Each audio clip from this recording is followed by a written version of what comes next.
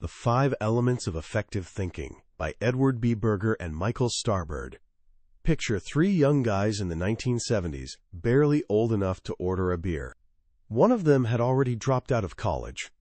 They'd pooled every dollar they had into their first big venture, a company meant to analyze traffic patterns. They even came up with what they thought was a pretty clever name, Trafo Data. They assembled the hardware, coded the software, and sat back, waiting for the world to beat a path to their door. Spoiler alert, the world didn't show up. The whole thing flopped spectacularly. They scraped together maybe a few $1,000 before pulling the plug. For most people, that's where the story ends. It becomes the kind of cautionary tale you share over coffee. Remember that time I tried to start a business? But 2 of those young men saw it differently. They squeezed every lesson, every painful mistake, every tiny insight from that disaster, and channeled it all into their next shot. A little startup called Microsoft. Maybe you've heard of it? Those 2 founders, Paul Allen and Bill Gates, proved something schools rarely teach us. Genius isn't about dodging failure. It's about dancing with it. It's about thinking in a completely different way. Here's a wild thought. What if the brilliance of Einstein, the artistic vision of Picasso, and the innovative mind of Steve Jobs wasn't some rare genetic lottery? What if it's actually a toolkit, a set of thinking habits so straightforward and practical that literally anyone, including you, can pick them up? That's exactly what we're exploring today in the 5 Elements of Effective Thinking, written by Edward B. Berger and Michael Starbird. These aren't your typical self-help gurus. They're award-winning math professors who've spent decades observing students. They've watched thousands of bright minds walk through their classrooms, some who hit a wall and quit, others who started from the exact same place but somehow cracked the code. They distilled their observations into 5 elegant, powerful principles. This isn't fluffy theory. It's a practical upgrade for your brain that helps you learn faster, solve problems more creatively, and see opportunities others miss completely. So let's hit pause on everything you think you know about learning. Forget the pressure of nailing it on the first try. Toss out the myth that some people are just born smarter. By the time we're done here, you'll have a fresh mental framework that can reshape how you approach school, work, relationships, everything. This isn't about boosting your GPA. It's about becoming sharper, more creative, and genuinely insightful. Where do we start? Right at ground level. The first element is called Earth, and it's all about building a foundation you can actually stand on. To create something strong and lasting, you need deep understanding. Now you're probably thinking, obviously I need to understand things. But here's the twist. Most of us have a pretty shallow grasp of what real understanding looks like. The authors share a story about a student named Silas.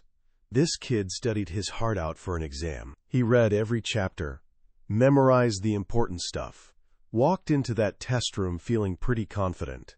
Then he got his paper back with a brutal 58% scrawled across the top. He's genuinely confused.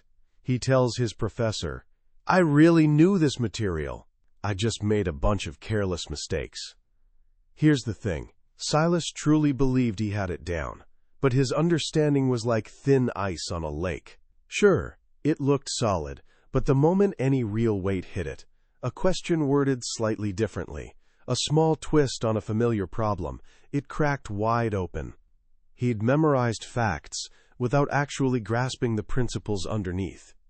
The first principle of the Earth element is this: understand simple things deeply. We tend to think experts are the ones who've mastered the most complex stuff. But the truth is different. Real masters, whether they're musicians, athletes, or scientists, are people who have incredibly deep command of the basics. The authors tell this beautiful story about a world-class trumpet player named Tony Plog.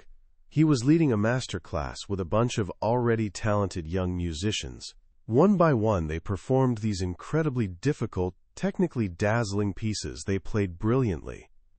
Tony listened, nodded politely, offered some feedback, and then did something nobody expected.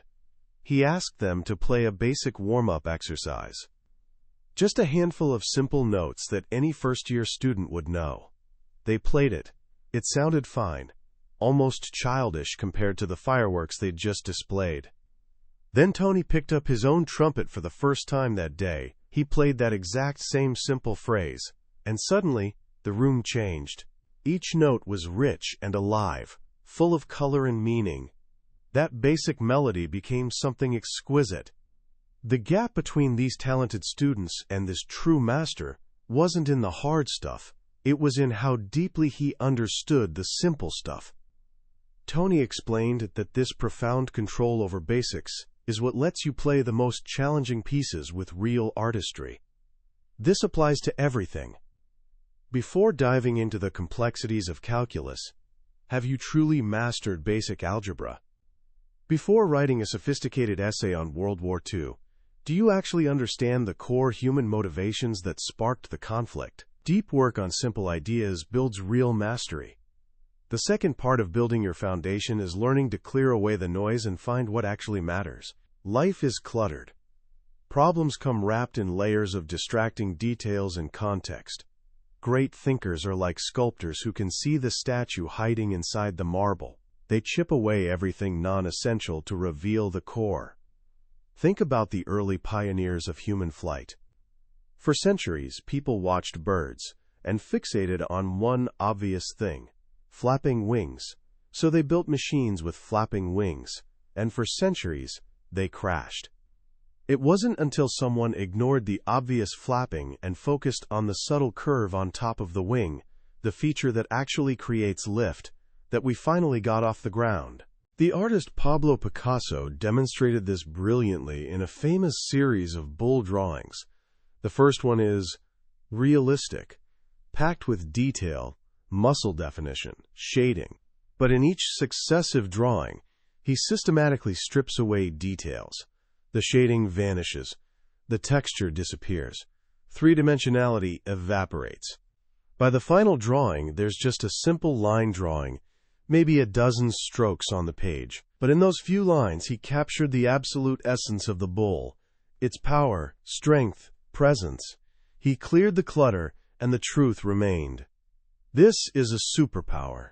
When you face a complicated problem, ask yourself, what's the distracting flapping wing here?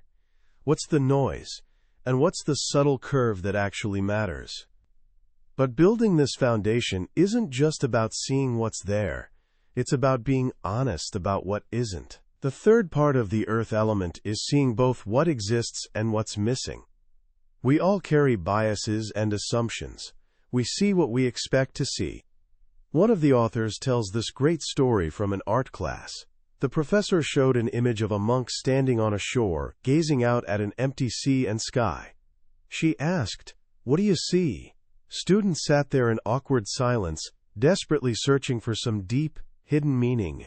They were trying to sound smart, to say what they thought an art student should say. Finally, with theatrical exasperation, the professor answered her own question. "It's a painting of a monk. His back is toward us. He's standing near the shore. There's a blue sea and an enormous sky." The lesson wasn't really about art. It was about seeing clearly. Before searching for deeper meaning, you first need to acknowledge what's plainly there. And, just as importantly, notice what isn't. One of the greatest leaps in thinking is spotting the gaps, the empty spaces. In 1937, a grocery store owner named Sylvan Goldman watched his customers. He noticed a simple limitation. People could only buy as much as they could physically carry in their arms, or a small basket. He saw what was there, people shopping. But then he noticed what was missing, a way for them to carry more. So he grabbed a wooden folding chair, attached wheels to the legs, and a basket on the seat. He'd just invented the shopping cart. By noticing what was missing, he didn't just transform his own store. He basically paved the way for every supermarket you've ever been to. So that's your foundation, your earth. Go deep on basics. Strip away clutter to find what's essential. And see the world with clear eyes, noticing both what's there and what's absent. It's solid ground for everything that follows. But even with the strongest foundation, learning and creating is never a straight path. We stumble, we mess up. And this brings us to the second element, maybe the most revolutionary one. The authors call it fire. It represents transformation, heat, sudden insight. And its core message is simple: fail to succeed. In our world, fail feels like a dirty word. From day one, we learn that mistakes are bad. A red X on a test is shameful. The fear of getting it wrong can paralyze us into doing nothing at all. But the authors flip this completely. Mistakes, they argue, aren't obstacles to success. They're actually the doorways to discovery. Failure is your scheduled stop on the road to getting it right. They share this fantastic story about a first-year student named Mary. Mary was an art and literature major who absolutely hated math. She was only in this particular math class because it was a requirement she couldn't avoid. She sat there disengaged, uninterested, just trying to survive. One day, the professor asked a deep, challenging question about infinity, a topic that stumps even advanced mathematicians. He told the class up front, "You won't be able to answer this completely, but give it a shot." After a few minutes, he called on Mary. She was mortified. "I don't want to say my answer because I know it's wrong." The professor smiled warmly. "I'm sure it is wrong, but I still want to hear it." Reluctantly, she shared her flawed attempt. He wrote it on the board and said, "You're absolutely right. Your solution is wrong. Congratulations." The class laughed nervously. "Now," he continued, "tell me just one thing that's wrong with your answer." Mary could point out a specific problem. "Perfect," he said. "Now, how can you fix that one specific issue?" Mary thought for a moment and suggested a small tweak to her original idea. "Excellent," he said. "Now, is this new solution correct?" "No," she admitted. "Great. Tell me one thing that's wrong with it." She did. And he asked her to fix it. They went through this loop, finding flaws and fixing them, 5 or 6 times. With each round, her answer got sharper, closer to correct. She wasn't paralyzed anymore. She was using her mistakes as stepping stones. Finally, after one last adjustment, she presented her solution. And it wasn't just correct. It was creative and original, an approach that wasn't even in the textbook. Mary, the art student who dreaded math, had created her own original mathematical idea. Her mind was blown. She realized she could use this exact process for the English essay she'd been stuck on. Just write a terrible first draft, then identify problems and fix them, one at a time. She felt liberated. The action she could always take was simply to make a mistake. That's the power of fire. It's understanding that every creative achievement, from Shakespeare's plays to the iPhone, evolved through a long chain of mistakes. First drafts are supposed to be bad. Prototypes are supposed to be flawed. The first attempt at governing the United States, the Articles of Confederation, was a failure. But the lessons from its defects led directly to the Constitution. When someone asked Thomas Edison about his thousands of failed light bulb attempts, he famously said, "I haven't failed. I've just found 10,000 ways that won't work." Each mistake wasn't a dead end. It was an arrow pointing toward the solution. The authors offer this powerful mental shift. Next time you face a tough challenge, tell yourself, "To solve this, I'll probably fail 9 times, but on the 10th try, I'll succeed." This simple reframe is incredibly freeing. When you make your first mistake, you don't think, "Oh no, I failed." You think, "Great, 1 down, 9 to go. I'm 10% closer." But there's another twist. Sometimes your wrong answer is actually the right answer to a different question. In 1970, a scientist at 3M named Spencer Silver was trying to create a super strong adhesive. He failed spectacularly. What he created was an incredibly weak adhesive. It would stick to things, but you could easily peel it off without leaving residue. Completely useless for what he wanted. A total failure. 4 years later, another 3M scientist, Arthur Fry, was getting frustrated. He sang in his church choir and kept losing his place because his paper bookmarks kept falling out. He needed a bookmark that would stick but not damage the pages. Then he remembered his colleague's failed adhesive. He put a little of that weak glue on his bookmarks, and boom, the Post-it note was born.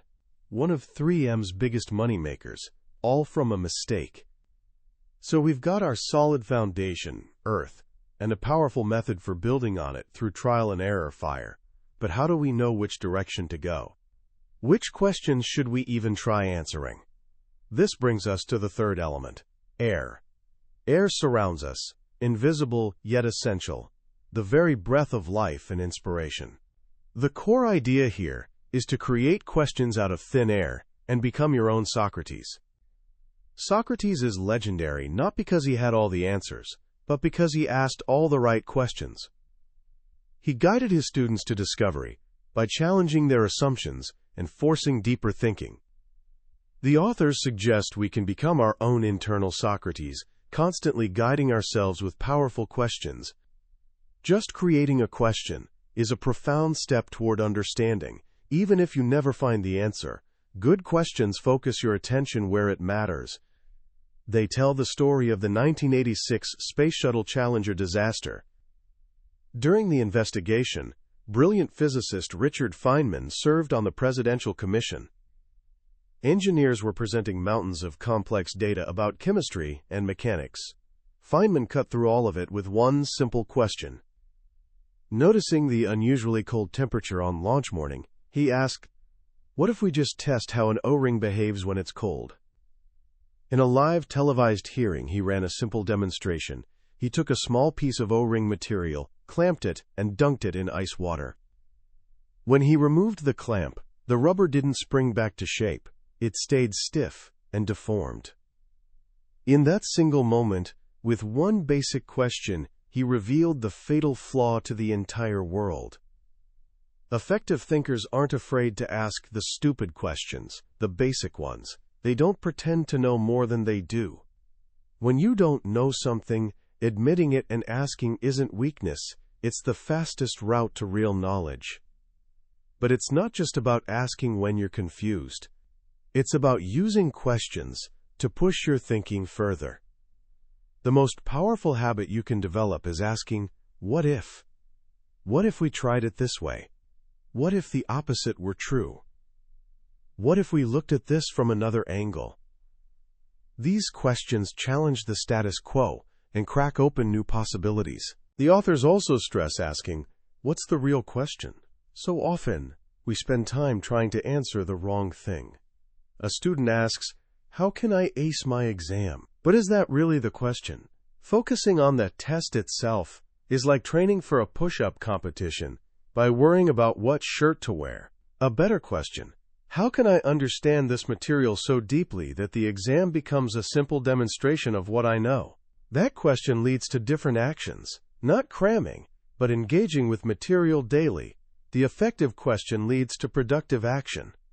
By cultivating this questioning habit, you become an active participant in your own learning, not a passive sponge. When you're in a lecture or meeting, instead of just listening, you're constantly thinking, what's the core idea here? What's being left out? How does this connect to what I already know?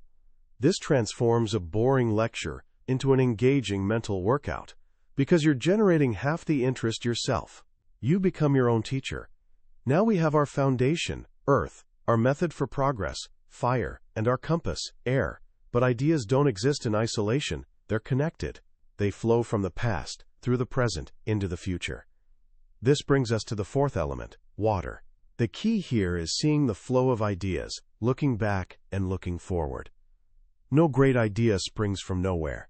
The authors use calculus as an example. We think of Isaac Newton as a lone genius who invented calculus in a flash of brilliance. But Newton himself said, "If I have seen further than others, it's because I stood on the shoulders of giants." The truth is, all the essential pieces of calculus had been developed by mathematicians over centuries. Newton and his contemporary Leibniz just saw how all the pieces fit together. They stood at exactly the right point in the flow of ideas. When you understand this, learning any subject gets easier. You stop seeing it as a massive list of disconnected facts to memorize. You see it as a story where one idea logically leads to the next. A 1,300-page calculus textbook isn't 1,300 separate ideas. It's really just two fundamental concepts, with everything else being examples, variations, and applications flowing naturally from that core. When you see the connections, the whole subject becomes more meaningful and way easier to remember. So one part of this element is looking back. To understand where you are now, you need to understand how you got here. But the more exciting part is looking forward. Every idea, every solution, isn't an endpoint. It's a starting point for the next idea. As mathematician R.H. Bing said, the time to work on a problem is after you've solved it. Think about the light bulb. Thomas Edison solved the problem of creating light without fire. End of story, right? Not even close.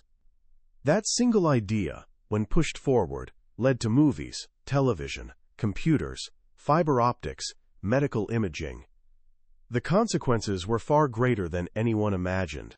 A new idea is a beginning, not an ending. You can apply this mindset to anything. When you finish an essay, don't just turn it in. Ask yourself, what's the next logical idea flowing from this? How could I push my argument further?